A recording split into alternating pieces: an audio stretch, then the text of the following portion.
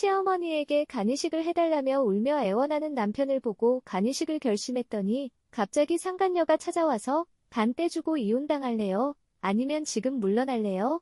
라고 묻습니다. 남편에게 피눈물 나는 복수를 선물하는 이야기입니다. 저는 고등학교 시절에 부모님을 잃었어요. 아빠는 폐암으로 엄마는 뇌졸중으로 돌아가셨어요. 가난하게 자랐지만 부모님이 계셔서 큰 힘이 되었는데 고등학교 때 두 분을 잃고 몇 년 동안 많이 힘들었어요. 그러다가 생활비가 부족해지면서 경제활동을 시작하게 되었어요. 어쩔 수 없이 돈을 벌어야 했으니까 은둔형 생활을 끝냈죠.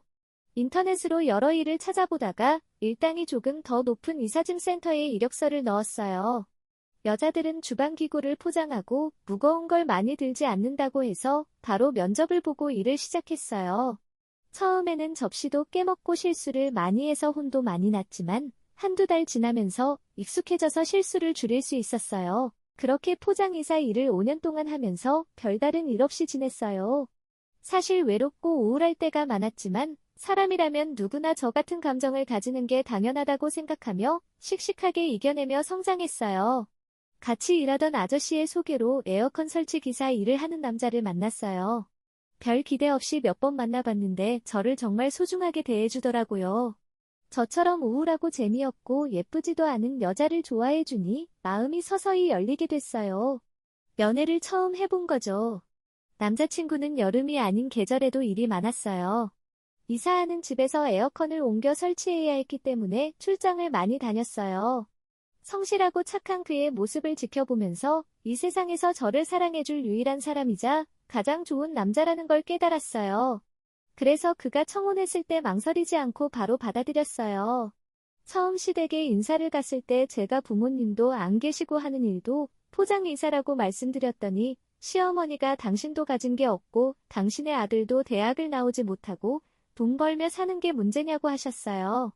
단번에 저를 받아주셨어요. 그런데 결혼하고 몇 년만 같이 살자고 제안하셨어요. 시집살이가 걱정이었고 마음이 내키지 않아 한번 거절했는데 시어머니가 저에게 냉정하게 말씀하셨어요. 아가, 너는 모은 돈이 없어 혼수도 못하니 그리고 살림도 도와야 하고 말이야. 애는 출장이 절반 이상인데 너 혼자 지내는 것보다 나랑 같이 지내는 게 여러모로 좋지 않겠냐. 그리고 너 부모님을 잃고 외롭고 힘들었다며. 내가 너한테 부모가 되어줄 테니까 우리 같이 지내보자. 시어머니가 그렇게 말씀하시니 차마 거절할 수 없더라고요. 여러 이유가 있으니 시댁에서 2, 3년 정도 함께 지내기로 했어요. 그래서 결혼하고 시댁에서 신혼방을 꾸미고 살게 되었고 남편과 시어머니는 제게 아주 잘해주셨습니다. 가족의 정을 느끼게 되어 눈물을 흘리기도 했죠. 우리 세기가 마음이 약하네. 아이 부모님을 잃고 많이 힘들었던 모양이야. 아가, 내가 앞으로 더 많이 챙겨주고 사랑해주마. 어머님 감사해요. 저 이런 감정 아주 오랜만에 느껴봐요. 엄마가 해주신 밥만큼이나 아주 맛있어요. 그래, 많이 먹고 기운내라. 아 참, 우리 아들 오늘부터 출장이라고 했지. 남편은 사흘 동안 부산과 대구를 돌며 에어컨 설치하러 가게 되었습니다. 네, 엄마. 저 없는 동안 미애 좀 잘 챙겨주세요. 걱정하지 마라. 넌 일이나 잘하고 돌아와. 그때까지는 제가 시집에 들어와 살게 된 걸 정말 잘한 일이라고 생각했습니다. 그런데 저와 시어머니 둘이 남게 되자 문제가 시작되었어요. 넌 퇴근하고 바로 안 오고 왜 이제 오냐?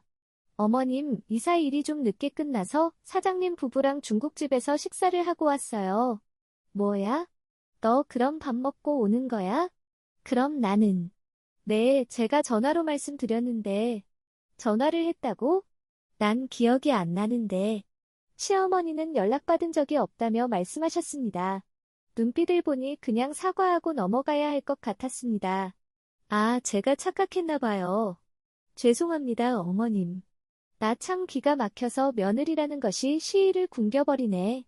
야, 나 배고프니까 빨리 밥해서 상 차려라. 시어머니가 해주신 밥은 신혼초 아주 잠깐이었고 다그친 시어머니의 명령대로 바로 쌀을 씻고 된장찌개를 끓였습니다. 그리고 밑반찬을 덜어 상 위에 올렸죠. 어머님 맛이 있을지 모르겠어요. 어서 오셔서 드세요. 응, 아이 진짜 맛대가리 없는 냄새 구별. 시어머니는 된장찌개를 한술 뜨더니 인상을 쓰며 저를 노려봤습니다. 내 애미가 살아있을 때 겨우 이런 맛을 냈냐? 이건 뭐 사람 먹으라고 끓인 게 맞냐? 지나가는 똥개도 무시하고 지나갈 맛이다. 죄송해요, 어머님.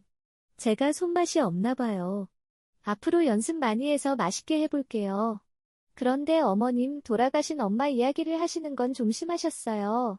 앞으로 저희 부모님 흉을 보는 듯한 말씀은 자제해주세요. 최대한 예의 바르게 부탁을 드렸는데 돌아온 건 귀싸대기였습니다. 제 얼굴에 손바닥 자국이 남을 만큼 강한 딱이었답니다. 이게 어디서 세미한테 말 대답을 해? 내 엄마가 교육을 똑바로 못했다고 말한 게 그렇게 기분 나쁘냐? 어머님 너무하세요. 제가 정중하게 말씀드렸잖아요. 이게 또 눈을 세로로 뜨고 똑바로 쳐다보네. 또다시 귀싸대기를 날리셨습니다. 손을 올리고 고개를 푹 숙였습니다. 한마디 더 했다간 더 큰 난리가 날 것 같으니 입을 다물었죠. 시어머니는 식사를 대충 하더니 짜증을 내쉬며 방으로 들어가셨습니다. 출장을 갔던 남편이 시댁에 돌아오자 시어머니는 다시 저에게 다정하게 대하셨어요. 그때 알았죠. 남편이 없을 때만 저에게 함부로 대할 거라는 걸. 그 이에게 딱이 맞은 일을 말하려다가 한 번은 그냥 넘어갔습니다. 그런데 보름 뒤에 남편이 또 출장을 떠나자 시어머니가 본격적인 시집살이를 시작했습니다. 어느 날 아침 어머님께서 저를 부르시더니 이렇게 말씀하셨어요. 앞으로 아침 저녁으로 집안일은 내가 다 해라. 내 남편 없을 때는 내가 다 하란 말이야. 저는 어머님께 어머님 제가 그 시간에는 다 하겠습니다. 남편이 없든 있든 제가 할게요. 라고 대답했어요. 하지만 어머님은 토달지 말고 시키는 대로 해라. 내 아들 있을 때는 내가 할 테니까 없을 때는 내가 전적으로 깨끗하고 깔끔하게 내가 배고프지 않게 해라. 일 끝나면 다른 짓 하지 말고 바로 들어와라. 알겠냐? 라고 말씀하셨어요. 저는 네, 어머님 잘 알겠습니다. 라고 답했어요. 하지만 어머님은 남편이 없을 때만 저를 부려먹었어요.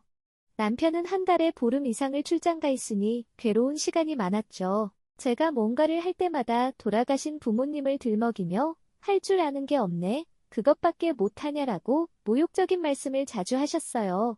참다 못해 남편에게 말했어요. 여보, 우리 분가할 수는 없을까?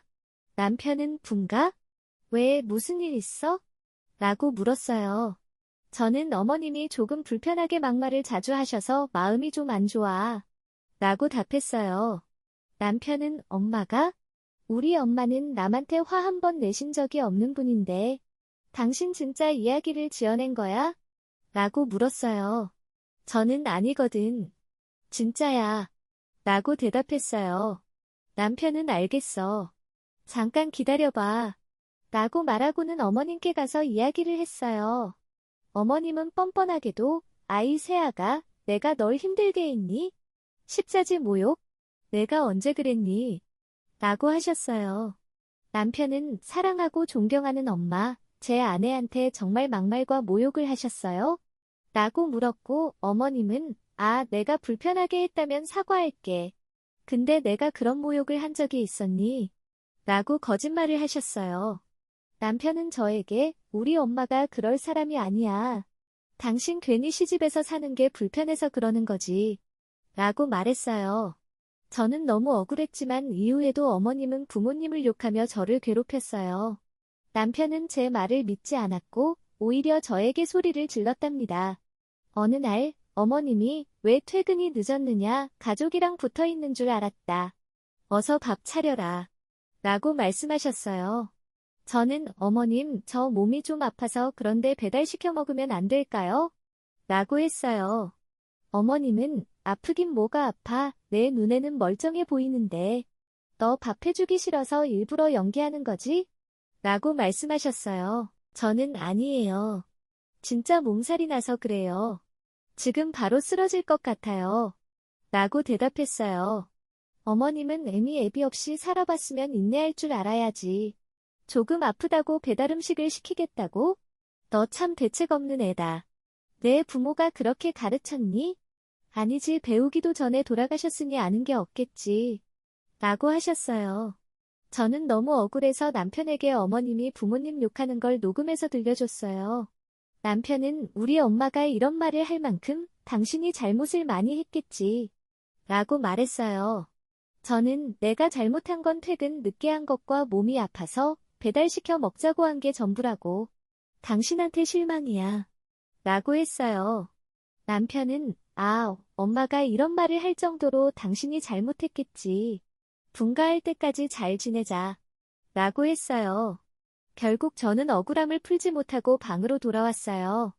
어머님은 여전히 부모님을 욕하며 저를 괴롭혔고 남편은 제 말을 믿지 않았어요. 엄마한테 대들고 녹취를 하다니 당신 정말 대단하네. 내 말은 전혀 듣지 않더라. 날 못 믿는 거야? 엄마 좀 미워하지 마. 나 하나 키우겠다고 온갖 고생을 다 하신 분이잖아. 당신한테 나는 안중에도 없는 거야. 여보, 그만하자. 피곤해. 분가는 나중에 형편되면 하기로 했잖아. 그리고 제발 엄마한테 대들지 마. 나 당신한테 실망하고 싶지 않아. 이 일은 덮어두자고. 괜히 엄마한테 말했다간 상처받아서 쓰러지실지 몰라. 그는 시어머니가 누구보다 마음이 여린 분이라고 강조하며 저에게 잘하라는 말만 되풀이했어. 이미 시어머니 편에 서 있는 그를 보니 뭐라 할 말이 없더라고. 또 삼자 되면 해봤자 시어머니의 눈물 연기로 나만 나쁜 사람이 될 테니까 녹음한 일은 거기서 묻어버렸어. 시어머니의 시질이 심해질 때마다 일일이 맞춰주면서 지냈어. 세상 모든 며느리가 저처럼 마음고생하면서 지내는 거라 생각하며 비위를 다 맞춰주면서 시집살이를 했어. 2년 뒤에 임신하게 되면서 분가하자고 남편에게 말했더니 시어머니와 셋이 의논하는 자리가 마련되었어. 나중에 아기 나오면 일 다니면서 육아를 해야 하는데 그건 너무 힘들어. 내가 손주를 키울 테니 여기서 조금 더 지내라. 나중에 애가 크면 그때 분가하는 게 좋겠다. 엄마 말씀이 맞네. 여보, 우리 형편에 맞벌이를 안 할 수 없으니 여기서 몇 년 더 지내자. 나중에 애가 크면 그때 분가하는 게 좋겠어. 아니, 나는 꼭 분가하겠어. 편하게 쉴 집이 필요해. 제 대답에 시어머니가 말씀하셨어. 너 웃긴다. 내 집에서는 편하게 쉬지 못했다는 거니. 솔직히 불편한 적이 많았어요. 저희 분가시켜주세요. 돈도 많이 모았고 저도 꽤 모았으니 알아서 분가하겠습니다. 내가 이렇게 말리는데도 꼭 그래야만 하겠냐. 저는 고개를 끄덕이며 무조건 분가하겠다고 대답했어. 그런데 남편이 예상치 못한 사정을 말하더라고. 여보. 내가 일을 열심히 하긴 했는데 돈은 모으지 못했어. 뭐? 그게 무슨 소리야? 당신이 아니라잖아. 그게. 우리가 결혼하기 전에 엄마가 장사를 하다가 폐업을 하셨는데 그때 생긴 빚을 내가 갚느라 돈을 하나도 모으지 못했어. 뭐라고? 나한테는 그런 말 한 적 없잖아. 좋은 일도 아니고 당신이 결혼 거절할까봐 숨겼어. 미안해. 말도 안 돼. 당신 지금 거짓말하는 거지? 어머님이랑 계속 같이 살고 싶어서 꾸며낸 말이지. 그러자 남편은 통장에서 빚 갚은 내역을 전부 다 오픈했어. 모아둔 돈은 진짜 얼마 없더라고. 이게 가진 돈이 전부야. 미안해, 여보. 조금만 더 엄마한테 신세 지자. 제가 모은 돈은 겨우 몇 천만 원이었는데 그 돈으로는 전세는 꿈도 꾸지 못하니 결정권이 없었어. 대출을 받아나가자고 했더니 그가 이미 시어머니의 빚을 갚으려고 은행 대출을 받았고 갚는 중이라 힘들 거라고 했어. 저는 제대로 뒤통수를 맞은 기분이었어. 갈 곳이 없으니 하는 수 없이 시집살이를 이어가기로 했어. 이듬해 예쁜 아들을 낳게 되자 세상에 무서울 게 없었어. 자식을 위해서라면 그 어떤 존재라도 제가 이길 수 있을 것만 같았거든. 그런 용기가 생겨서 시집살이를 이어갔어. 제가 일을 간 사이에 아들을 봐주는 건 시어머니의 몫이었는데 수고비까지 챙겨드려서 믿고 맡기게 됐어. 그런데 시어머니는 육아를 너무 대충대충 하셨어. 어머님 다녀왔습니다. 애가 우는 소리 전혀 안 들리는데요. 그러게. 먹이고 재웠는데 왜 웃는지 모르겠다. 어머님 언제부터 저렇게 울었어요? 몰라. 나도 피곤해서 방에서 누워있었다. 방으로 달려가서 요람에 누워있는 아들을 안아 올리자 이마에서 열이 펄펄 끓고 있었어. 시어머니한테 말도 안 하고 병원으로 달려갔어. 다행히 큰 이상이 없어서 약을 먹이고 열을 내렸어. 이 사실을 남편에게 말했더니 또 시어머니 편을 들더라. 나이든 시어머니가 아기 보는 게 보통 힘든 게 아닐 텐데 왜 그렇게 난리냐고. 당신은 어머님 생각만 하는 거야. 내가 좀 더 늦게 왔더라면 아이가 더 심하게 아팠을 거라고. 애가 원래 아프면서 크는 건데 뭘 그런 걸로 호들갑이야. 뭐? 당신은 이 상황에서도 어머님만 중요해. 그만하자. 나 피곤해. 내일 가려면 새벽에 일어나야 하니까 잠 좀 자자. 제 말을 들어주지 않는 남편 때문에 오장육부가 뒤틀리는 기분이었어. 그날 이후 저는 아들을 어린이집에 맡기게 되었습니다. 시어머니께 맡겼다가 큰일 날까봐 걱정이었어요. 시어머니는 왜 그런 짓을 했냐고 묻지도 않고 오히려 잘 됐다고 하며 진작에 어린이집에 보내지 그랬냐며 볼멘 소리를 하셨어요. 그래서 시어머니 때문에 소갈이하면서 시집살이를 했습니다. 분가하려고 몇 번이나 남편을 설득했지만 효자인 남편은 자꾸 미루기만 했습니다. 그러다 세월이 흘러 제 아들이 10살이 되던 해에 아주 충격적인 일이 벌어졌습니다. 제가 조금 이른 퇴근을 해서 집에 들어갔더니 시어머니가 제 아들의 머리를 쥐어박고 있더라고요. 어머님, 지금 뭐 하시는 거예요? 하고 물었더니 시어머니는 훈계 좀 하고 있었다. 애가 공부는 안 하고 놀기만 하길래 혼 좀 냈다라고 하셨어요. 아무리 그래도 머리를 때리면 어떡하냐고 했더니 원래 애들은 매도 맞아가면서 크는 거야라며 당당히 말씀하셨어요. 그게 처음이 아니라고 생각돼요. 제 아들에게 할머니가 자주 때렸냐고 물어보니 그동안 수없이 맞았고 비밀로 하지 않으면 가만두지 않겠다고 강요까지 받았다고 하더군요. 제가 아들의 몸을 보면서 다친 흔적이 없었는데 알고 보니 머리만 쥐어박았던 것입니다. 이 일을 그냥 넘어갈 수 없어서 남편이 출장에서 돌아오자 확실하게 제 의사를 밝혔습니다. 남편에게 더는 못 참으니 가든 이혼을 하든 중 하나를 선택하라고 했습니다. 남편은 소리를 버럭 지르며 애들은 원래 맞기도 하는 거야 라고 말했지만 지금 시대가 어느 시대인데 그런 말을 하냐며 분가와 이혼 중 하나를 고르라고 강하게 말했습니다. 남편은 끝까지 돈이 없다며 미루기만 했습니다. 그렇게 시간이 지나고 결국 시어머니가 암에 걸렸다는 소식을 듣게 되었습니다. 병원에서 빨리 이식 수술을 받아야 한다고 했습니다. 남편은 저에게 검사를 받아달라고 부탁했지만 저는 단호하게 거절했습니다. 그동안 시어머니와의 좋지 않은 기억들이 많았기 때문입니다. 그러나 시어머니가 눈물을 흘리며 살려달라고 애원하자 여러 감정이 교차하더군요. 결국 저는 검사를 받아보기로 결심했습니다. 검사 결과 제가 적합하다는 사실을 알게 되었고 시어머니의 생명이 달린 일이니 수술을 결심했습니다. 수술 후 남편은 제게 감사하며 분가와 통장 관리를 약속했습니다. 비록 시어머니와의 기억은 좋지 않았지만 생명을 살린다는 마음으로 수술을 결심한 저의 선택이었습니다.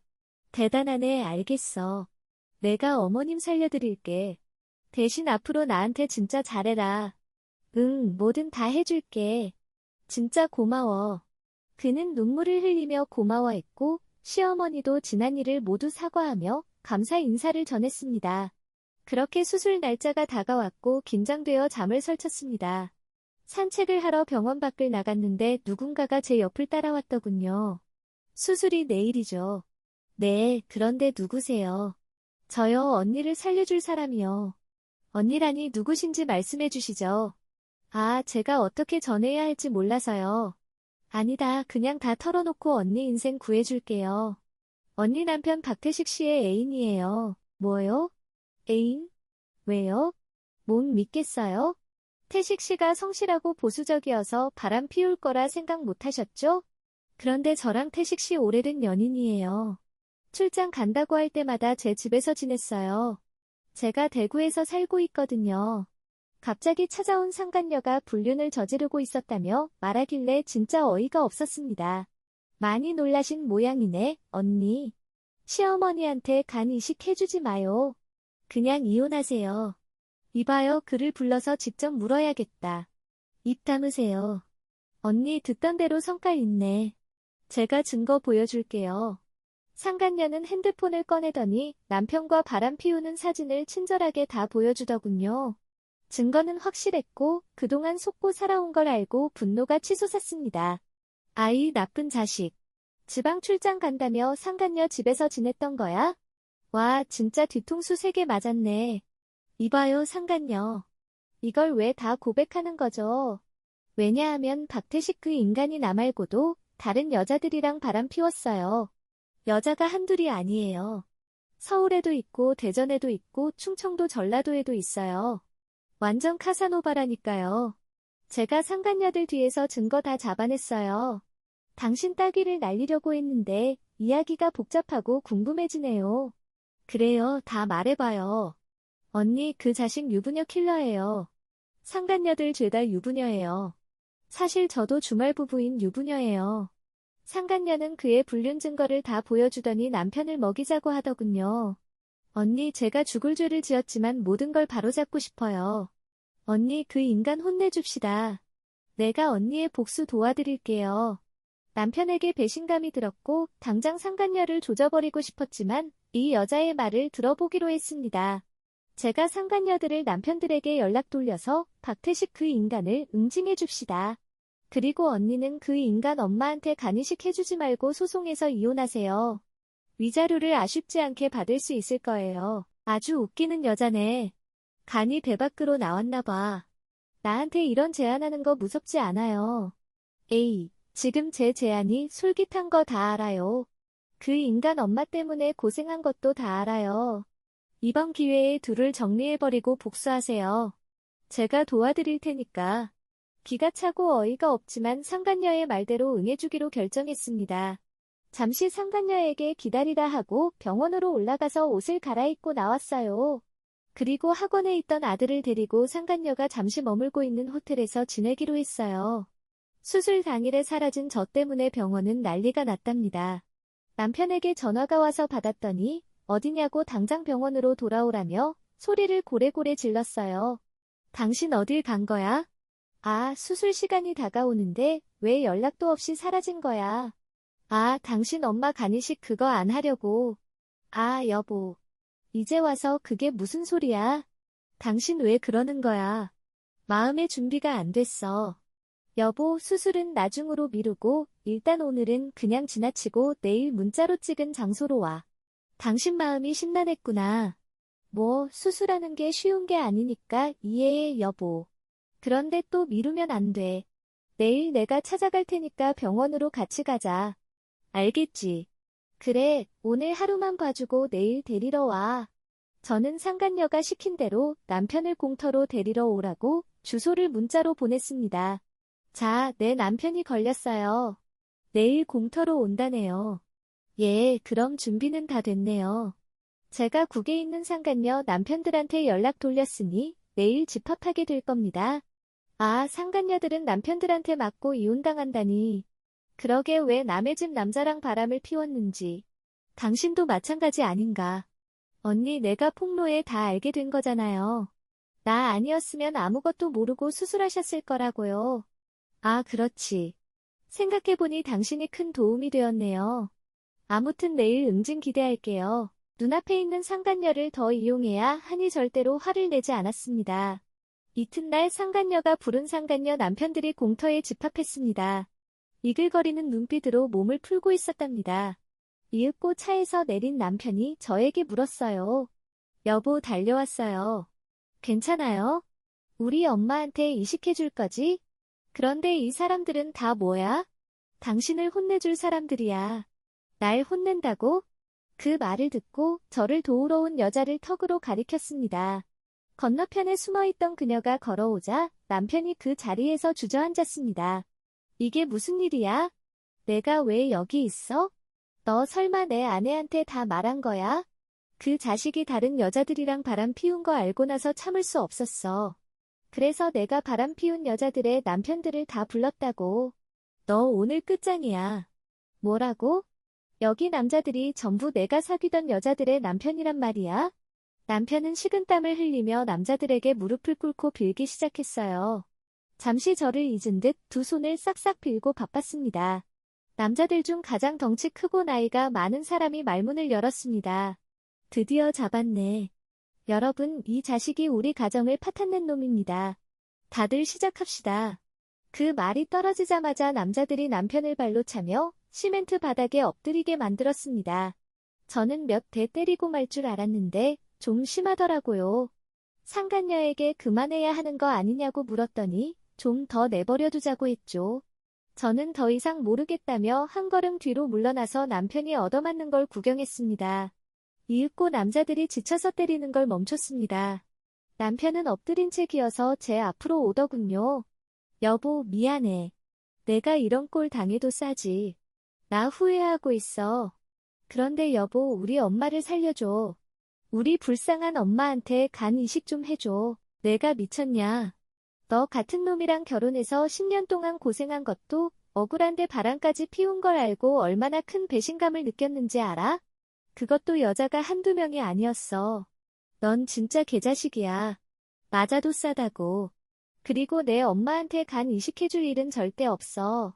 난 너랑 이혼해서 아들이랑 둘이 살 거야. 가서 위자료나 준비해놔. 아, 여보. 제발. 남편은 바닥에 엎드린 채 손을 뻗다가 곧 기절했습니다. 119에 신고해서 남편을 병원으로 보냈고 그 여자들의 남편들은 경찰 조사를 받게 되었어요. 저는 자초지종을 설명했지만 몰매를 때렸으니 유치장에 갇혔어요. 뭐 저랑은 상관없으니 신경 쓰지 않았습니다. 남편은 골절된 팔다리에 깁스를 했고 얼굴에도 붕대를 감고 있었습니다. 이 나쁜 놈아, 성실하고 효자 있는 놈을 이해하고 살려고 했는데 뒤에서 이런 짓을 하고 있었어? 바람난 여자가 9명이라니 참 대단하다. 그렇게 밝히는 놈인지 몰랐네. 여보, 미안해. 갈비뼈가 너무 아파. 부러져서 말하는 게 힘들어. 맞을만 맞은 거지. 쌤통이다. 여보, 난 이렇게 된 거 벌 받은 걸로 생각할게. 그런데 우리 엄마는 죄가 없잖아. 그러니까 당신 이식 좀 해줘. 다른 사람은 없단 말이야. 대단한 효자네. 이 와중에 내 엄마 간 이식이 중요하냐? 아, 부탁할게. 당신이 해달라는 건 다 해줄게. 이혼도 하고 전 재산 다 줄게. 그러니까 수술 좀 해줘. 닥쳐. 엄마한테 내 간을 왜 줘? 그동안 너랑 살아온 것도 억울한데 내 몸까지 바치라고? 미치지 않고서야 그런 짓은 못하지. 너희 모자 이제부터 제대로 생지옥을 느끼게 될 거야. 그렇게 일러주고 남편 병실에서 나왔고 시어머니의 암병동으로 발길을 돌렸습니다. 힘없이 누워있는 시어머니는 저를 발견하고 팔을 힘들게 들어 손을 흔들더군요. 아가. 난 어머님 아가 아니에요. 어머님도 다 알고 있었죠?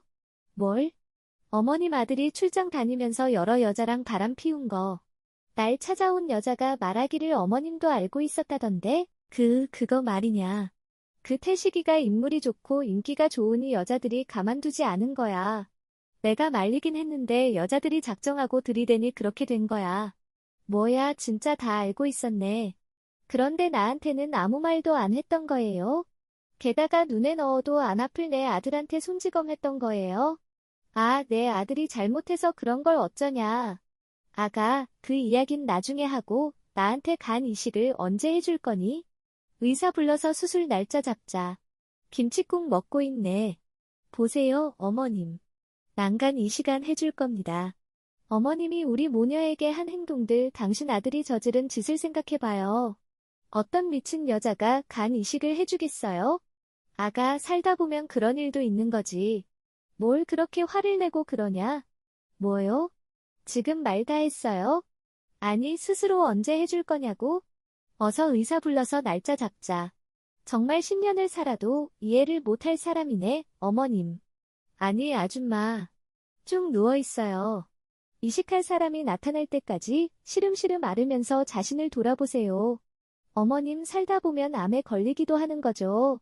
안 그래요? 별거 아니라 생각하고 누워서 기다리세요. 뒤돌아 나가자 시어머니가 애타게 부르셨습니다. 변호사를 찾아가 이혼 소장을 제출하고 몇 주를 기다려야 했어요. 그래서 상간녀가 지내는 호텔에 머물렀습니다. 상간녀는 모든 일이 끝날 때까지 호텔에 머문다고 했고 저희 모자가 같이 지내도 된다고 했어요. 이혼할 날을 기다리며 일을 다녔습니다. 하지만 남편은 여전히 병원에서 회복하지 못하고 있었어요. 이혼 전에 태어날 수 있을지는 미지수였습니다. 남편에게 무조건 휠체어를 타고 오라고 경고했지만 재판 이틀 전에 남편이 호흡곤란으로 세상을 떠났습니다. 연락을 받고 병원에 가봤더니 남편은 이미 시신이 되어 있었습니다. 충격적이었지만 인과응보라 생각했습니다. 상간녀에게 연락하자 울면서 영안실로 찾아왔어요. 우리 태식 오빠 어떡해? 오빠 나랑 둘이 평생 행복하게 살자고 했잖아. 우리 둘 다 이혼하고 예쁜 가정 꾸리자고 약속했잖아. 이게 다 나 때문이야. 내가 상관없는 사람들까지 불러서 이렇게 됐어. 오빠 미안해. 상간녀는 이렇게 울며 말했지만 저는 차가운 마음으로 대답했습니다. 너도 참 대단하다. 아, 난 갈게. 내가 장례를 치르든 말든 알아서 해라. 하지만 그녀는 계속해서 부탁했습니다. 언니 오빠 같이 보내줘요. 함께 장례 치러주자고요. 이거 웃기는 소리네. 내가 저지른 짓이니까 내가 마무리해. 난 바빠서 이만 간다. 그렇게 상간녀가 남편의 장례를 치르게 된 건 참 기막힌 일이었습니다. 저는 아들과 함께 일단 임시 거처로 오피스텔에 들어갔습니다. 건물주가 한두 달만 지내도 좋다고 해서 고민하지 않고 들어갔죠.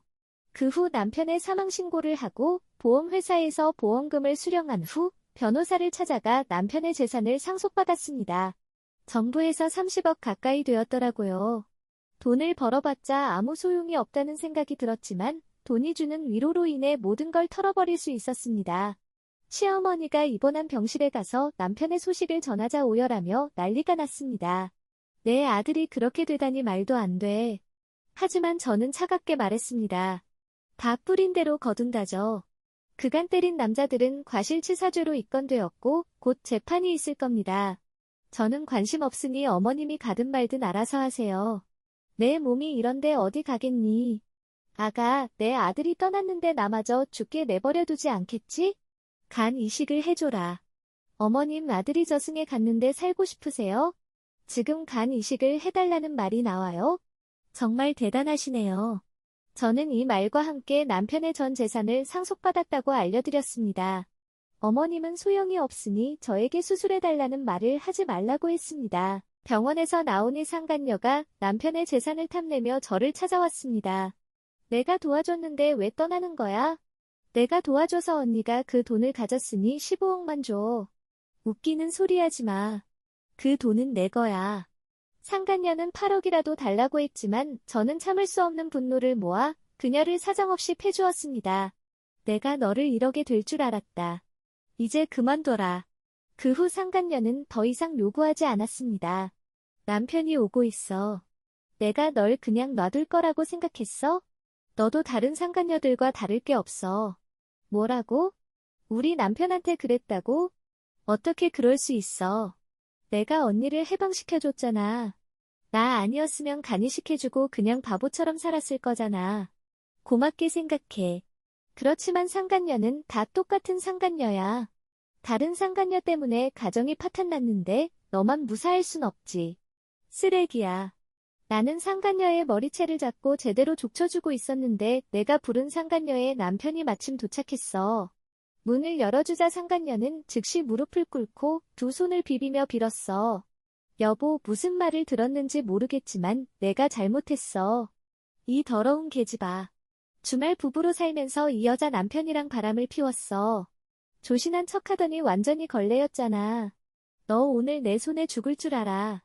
나는 뒤로 물러나고 남편에게 기회를 줬어. 남편은 두꺼운 손바닥으로 상간녀의 뺨을 여러 대 때리고 머리채를 잡고 오피스텔 바닥을 쓸어버렸어. 오빠, 여보, 그만해. 내가 잘못했어. 한 번만 봐줘. 봐주긴 뭘 봐. 당신과 오늘부로 끝이야. 바람 피운 증거 다 모았으니까 위자료 준비해두는 게 좋을 거야. 여보, 나 잠시 실수한 거야. 제발 이혼하자고 하지 마. 제 남편과 재혼할 계획을 세웠던 여자가 비굴하게 비는 걸 보니 참 재밌었어. 이제 상간녀 인생도 끝장이 났다. 상은 돈 없고 가난한 집안의 딸이었는데 결국 위자료 물고 이혼당하는 걸로 끝났어. 나는 남편의 유산으로 아들을 데리고 좋은 동네로 이사 갔어. 이제는 이사 일은 그만두고 남은 돈으로 편하게 살면서 아들을 키울 계획이야.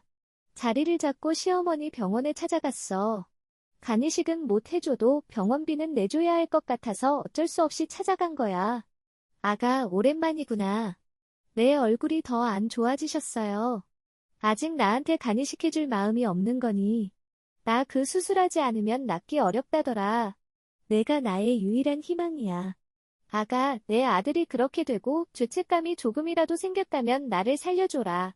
진짜 엄청 살고 싶어 하시네. 어머님 아무리 빌어도 소용없어요. 난 아들을 오래오래 건강하게 보면서 살 거예요. 그리고 양심이 있으면 저한테 간 달라는 소리는 그만하셔야죠. 모진 시집살이, 아들 손찌검, 남편의 수많은 외도까지 그런 어머님한테 제가 미쳤다고 간을 떼주겠어요? 어머님, 그냥 여기가 내 집이다 생각하시고 오래오래 고통스럽게 버텨보세요. 또 모르는 거예요. 기증자가 생길지. 뭐 나랑은 상관없는 일이니 잘 버텨보세요. 처죽일 것, 너 때문에 내 아들이 그렇게 됐는데 나아져도 버리겠다고? 넌 반드시 천벌 받을 거다. 네, 벌 받을게요. 한 일이 내리는 벌이라면 달게 받겠습니다. 그래도 내가 어머님한테 이식해줄 일은 절대 없어요. 아셨죠? 그럼 이만 나가볼게요. 다시는 찾아오지 않을 테니 잘 견뎌내세요. 그럼 잘 있어요. 야, 가지마. 살려줘. 날 살려줘. 시모는 끝까지 살고 싶어 발버둥쳤어. 시모는 몇 달 뒤에 기증자가 나타나서 이식수술을 받게 되었어. 이후 저에게 유산분배 소송을 걸었는데 일부를 배상하라는 판결이 나서 몇 억을 줘야 했어. 나는 시어머니가 가슴 아프게 살아갈 거라 생각했는데 전혀 아니었어. 자식을 잃은 지 1년도 되지 않아 재혼을 했답니다. 또 재혼한 남의 아들도 함께 산다고 하네요. 이 소식을 들어보니 아무 일도 없던 것처럼 잘 살고 있는 것 같았어요. 계속 잘 살지는 모르겠지만 나중에 새 아들이 장가가면 새 며느리에게 잘해줘서 아무 일도 일어나지 않았으면 좋겠네요. 마지막으로 저는 재혼할 생각이 전혀 없어서 아들과 둘이 평범하고 단란하게 지내고 있습니다. 제 이야기는 여기서 마칩니다.